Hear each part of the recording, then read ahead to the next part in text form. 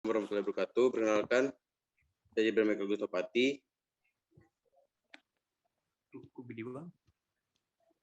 Nama saya Ibadur Rahman.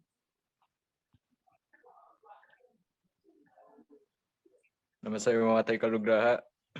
Nama saya Rifki Putra Herdiansyah. Nama saya Hadan Firmansyah. Pengertian tanam paksa. Kurt Rustel yang adalah sejarawan Indonesia disebut sebagai sistem tanam paksa adalah peraturan yang dikeluarkan oleh Gubernur Jenderal Johannes van den Bosch pada tahun 1830 yang mewajibkan setiap desa menyisihkan sebagian tanahnya untuk ditanami komoditas ekspor, khususnya kopi, tebu, teh, dan tarum.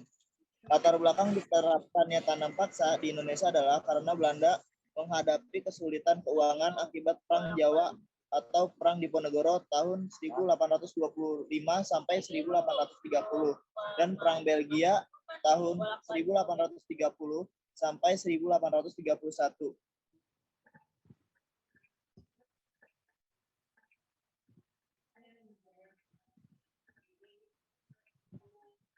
Aturan-aturan tanam paksa. Penduduk menyediakan sebagian dari tanahnya untuk pelaksanaan tanam paksa.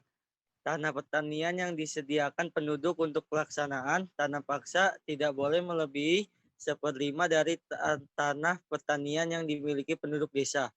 Waktu dan pekerjaan yang diperlukan untuk menanam tanaman tanam paksa tidak boleh melebihi pekerjaan yang diperlukan untuk menanam padi. Tanah yang disediakan untuk tanaman tanam paksa dibebaskan dari pembayaran pajak tanah. Dampak tanam paksa bagi Indonesia. Dampak positif bagi Indonesia adalah Indonesia lebih mengenal beberapa jenis tanaman baru yang menjadi tanaman ekspor. Dibangunnya berbagai saluran irigasi dan juga dibangunnya jaringan rel kereta api yang sangat berarti di kemudian hari. Dampak negatif bagi Indonesia adalah banyak pekerja yang jatuh sakit, bahkan meninggal. Mereka dipaksa fokus bekerja untuk tanam paksa sehingga nasib diri sendiri dan keluarganya tidak terurus. Bahkan kemudian timbul bahaya kelaparan dan kematian di berbagai daerah, misalnya di Cirebon pada tanggal 1843 sampai 1844, di Demak tahun 1949, dan Gerobong pada 1950. Dampak tanam paksa bagi Belanda. Dampak tanam paksa bagi Belanda adalah Belanda telah merengkup keuntungan dan kekayaan dari tanah India. Dari 1831 hingga 1877, perbendaharaan kerajaan Belanda telah mencapai 832 juta gulden.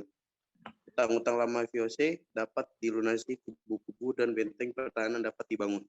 Dampak negatif bagi Belanda adalah tanam paksa mendapat kecamaan dari kelompok-kelompok yang dipengaruhi oleh ajaran agama dan penganut asas liberalisme di Belanda.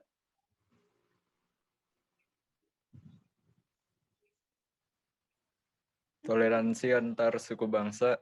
Sikap toleransi terhadap suku bangsa dan ras adalah tidak menjelek-jelekan, menghina atau merendahkan suku bangsa dan ras lain.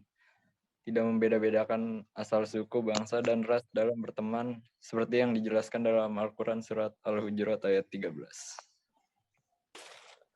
Ya ayyuhan nasu inna khalaqnakum min zakari wa unsa wa ja'alnakum syu'uban wa qabaila lita'arafu inna akramakum indallahi atqakum innallaha alimun khabir.